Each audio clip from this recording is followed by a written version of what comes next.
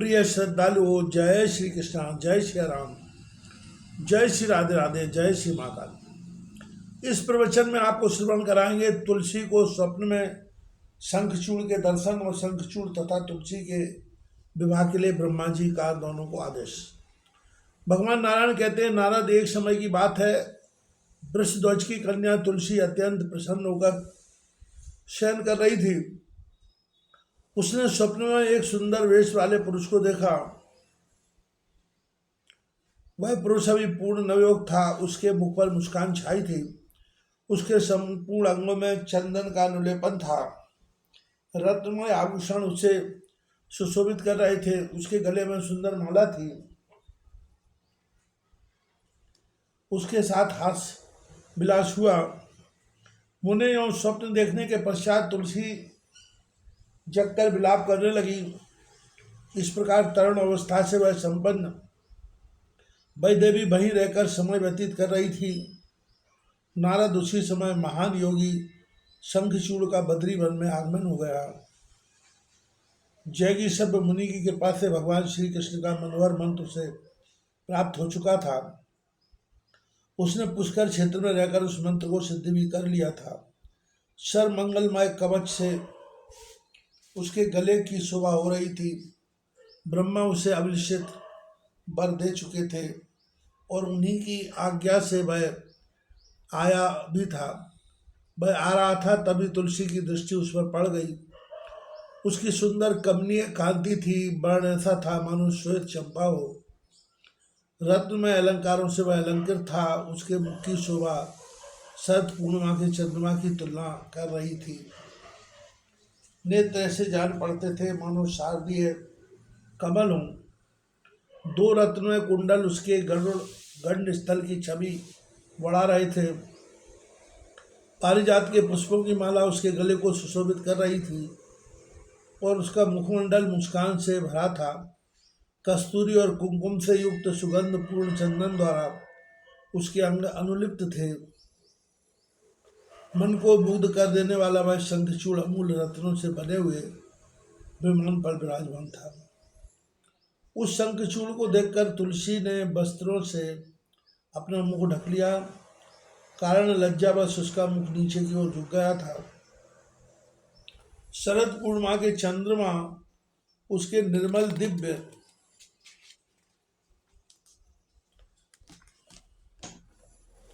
चंद्र जैसे मुख के सामने तुच्छ थे। अमूल्य रत्नों से बने हुए नूपुर उसके चरणों की शोभा बढ़ा रहे थे। वह मनोहर त्रिवली से संपन्न थी।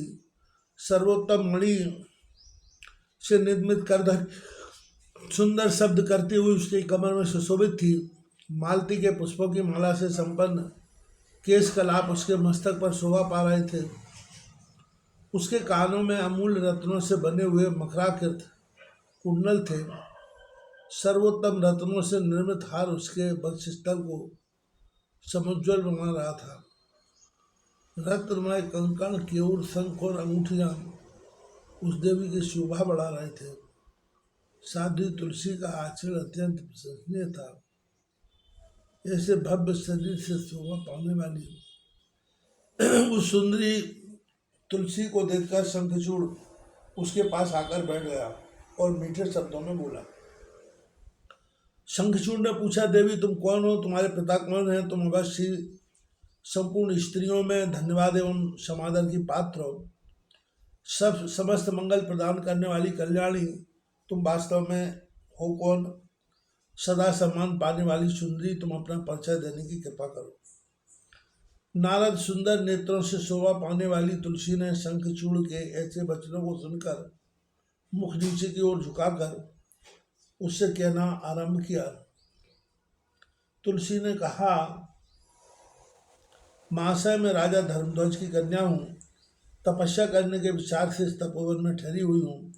तुम कौन हो? तुम्हें आनंददायक यहाँ से पधार जाना चाहिए, क्योंकि उच्च कुल की किसी भी अकेली साध्वी कन्या के साथ एकांत में कोई भी कुलीन पुरुष बातचीत नहीं करता। ऐसा नियम मैंने श्रुति में सुना है। जो कलुषित कुल में उत्पन्न है तथा जिसे धर्मशास्त्र एवं श्रुति का अर्थ सुनने का कभी अवसर नहीं मिला, वह दुराचारी व्यक्ति ही कामी बनकर पर स्त्री की कामना करता है। स्त्री की मधुर वाणी में कोई सार नहीं रहता, वह सदा अभिमान में चूर रहती है।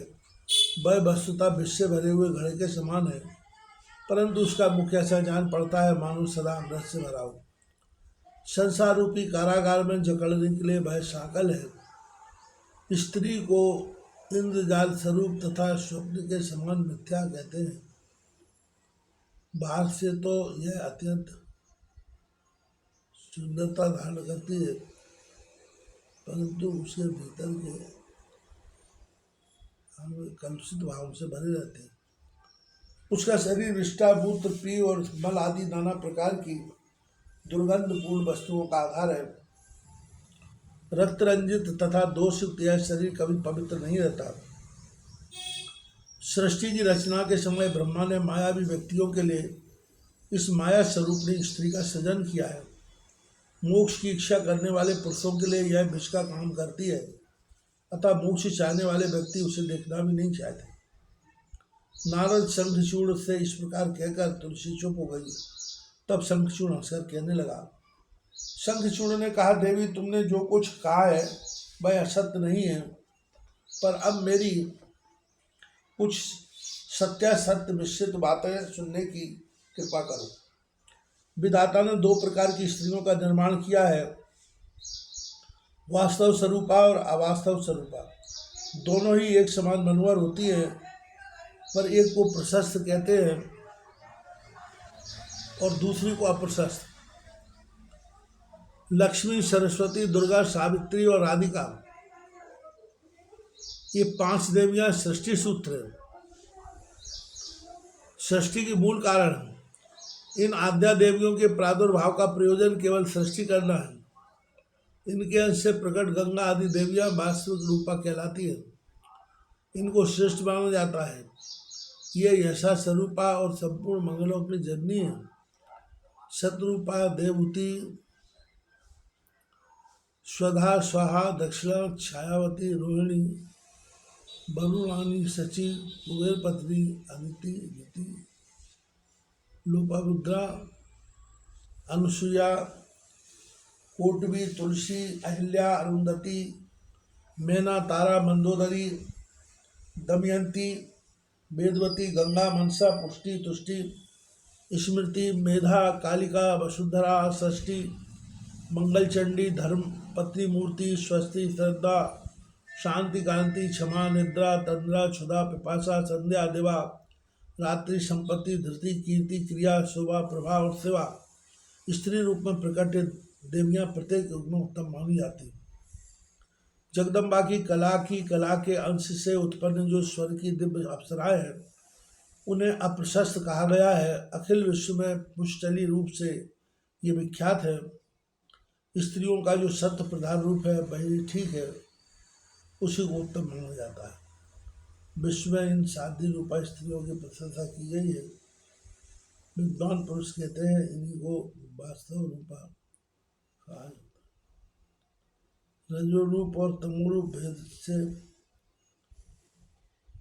कलाओं में अनेक प्रकार की प्राप्त। रजोगुण का अंश जिनमें प्रधान है वे मध्यम श्रेणी की है, क्योंकि भोगों में उनकी नित्य स्पृहा बनी रहती है। सुख भोग के वशीभूत होकर वे सदा अपने कार्य में संलग्न रहती है। कपट और मोह ये 2 दुर्गुण उनमें निवास करते हैं। कभी भी उनके द्वारा धार्मिक अर्थ का यथार्थ पालन नहीं होता, अतः रजो रूप प्रधान स्त्री में साध्वीपन का आना संभव नहीं। विद्वान पुरुष से मध्यम रूपा बतलाते हैं।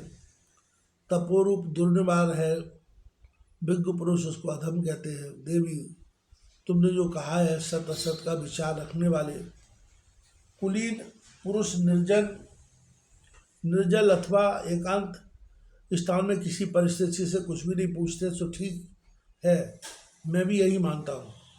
परंतु शोभने मैं तो इस समय ब्रह्मा की आज्ञा पाकर ही तुम्हारे कार्य साधने के लिए तुम्हारे पास आया हूँ और गांधर्व विवाह की विधि के अनुसार तुम्हें अपनी सहधर्मी बनाऊंगा। देवताओं में भगदड़ मचा देने वाला शंखचूड़ मैं ही हूँ।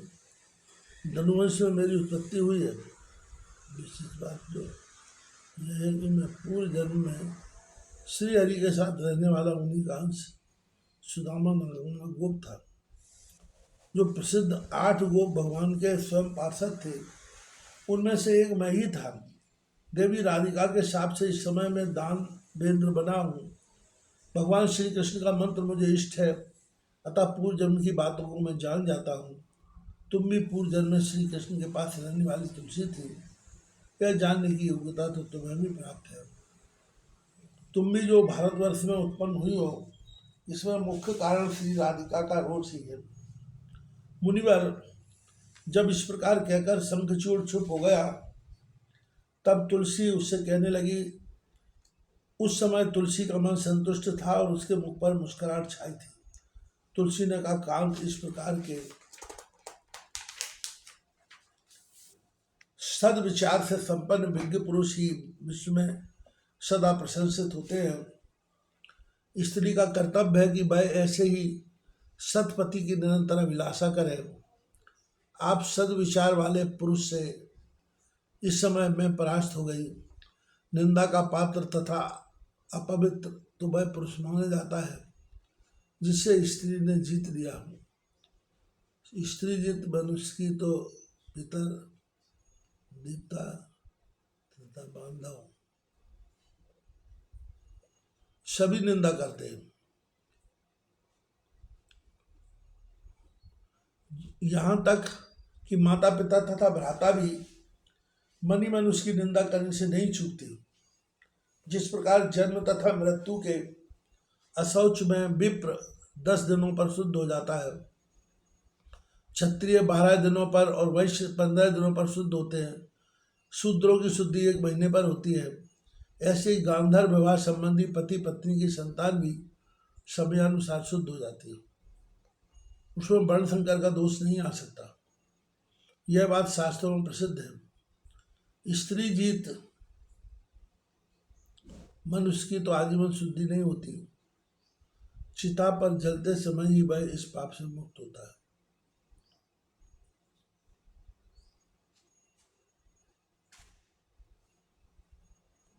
स्वजित मनुष्य के पितर उसके दिए हुए पिंड और तर्पण को इच्छापूर्वक ग्रहण नहीं करते। देवता भी उसके समर्पण किए हुए पुष्प और जल आदि के लेने में सम्मत नहीं होते। जिसके मन को स्त्री ने हरण कर लिया है, उस व्यक्ति के लिए ज्ञान, तप, जप, होम, पूजन, विद्या अथवा इससे क्या प्रयोजन है। मैंने विद्या का प्रभाव जानने के लिए ही आपकी परीक्षा की है। कारण कामनी स्त्री का प्रधान कर्तव्य है कि कांत की परीक्षा करके ही उसे पत्नी रूप में स्वीकार करें। गुणहीन, वृद्ध, अज्ञानी, दरिद्र, मूर्ख, रोगी, कुरूप, परम क्रोधी, अशोभन, मुख वाले, पंगु, अंगहीन, नेत्रहीन, बधिर, जड़, मूक तथा नपुंसक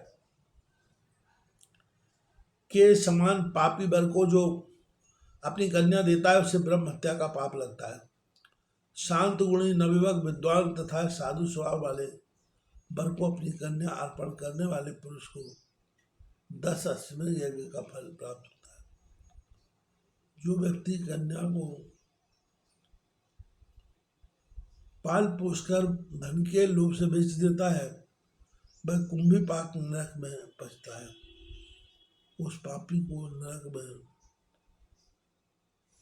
भोजन के स्थान पर कन्या के मलमूत्र प्राप्त होते हैं। कीड़ों और कौओं द्वारा उसका शरीर नोचा जाता है।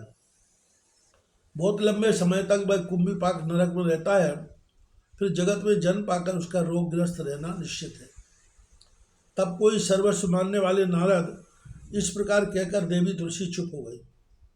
इतने में ब्रह्मा जी ने आकर कहा, शंखचूड़, तुम इस देवी के साथ क्या बातचीत कर रहे हो? अब गंधर्व विवाह के नियमानुसार इसे पत्नी रूप से स्वीकार कर लेना तुम्हारे लिए परम आवश्यक है, क्योंकि तुम पुरुषों में रत्न और साध्वी देवी कन्याओं में रत्न समझी जाती है।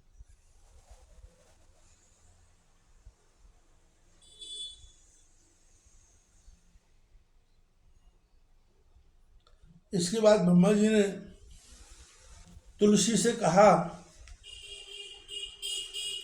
पतिव्रते तुम ऐसे गुणी पति की क्या परीक्षा करती हो?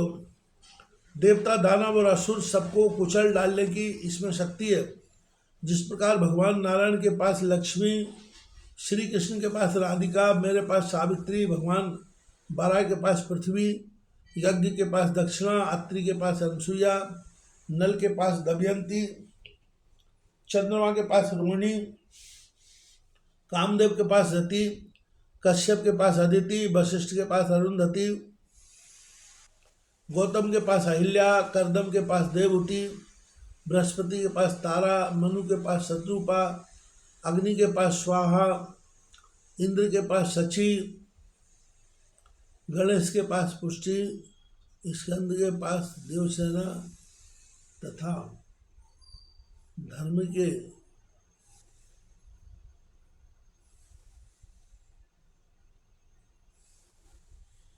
धर्म के पास साध्वी मूर्ति पत्नी रूप से शोभा पाती है। वैसे ही तुम भी इस शंखचूड़ की सौभाग्यवती प्रिया बन जाओ। इसके बाद तुम पुनः गोलोक में भगवान श्री कृष्ण के पास चली जाओगी और यह शंखचूड़ भी शरीर का त्याग करने के पश्चात वैकुंठ में जाकर चतुर्भुज भगवान विष्णु में लीन हो जाएगा।